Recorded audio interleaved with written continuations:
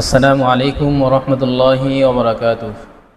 সম্মানিত দর্শক শ্রোতা, আমরা আজকে জানব মুহররমের রোজা রাখলে কি ফজিলত, সে সম্পর্কে আমরা জানব। আন আবি হুরায়রা রাদিয়াল্লাহু তাআলা আনহু قال قال رسول الله صلى الله عليه وسلم أفضل الصيام بعد رمضان صيام شهر الله المحرم وأفضل الصلاة بعد الفريضة সালাতুল লাইল, রাওয়াহু মুসলিম। হযরত আবু হুরায়রা রাদিয়াল্লাহু তাআলা আনহু থেকে বর্ণিত, রাসূল সাল্লাল্লাহু আলাইহি ওয়াসাল্লাম বলেন, রমজান মাসের পর সবচেয়ে ফজিলতপূর্ণ রোজা হলো মুহররম মাসের রোজা। এখানে মুহররমের রোজা দ্বারা উদ্দেশ্য হলো মুহররমের যে 10 তারিখ, ওই 10 তারিখের রোজা। 9 তারিখ 10 তারিখ অথবা 10 তারিখ 11 তারিখ দুইটি রোজা আমরা ইনশাআল্লাহ রাখব।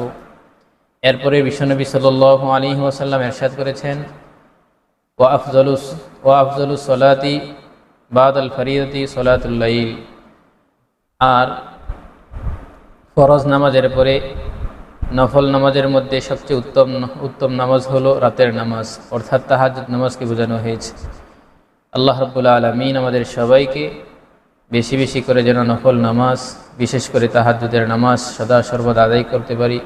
আল্লাহ রাব্বুল আলামিন আমাদের সবাইকে তৌফিক দান করুন, আমিন। আসসালামু আলাইকুম ওয়া রাহমাতুল্লাহি ওয়া বারাকাতুহু।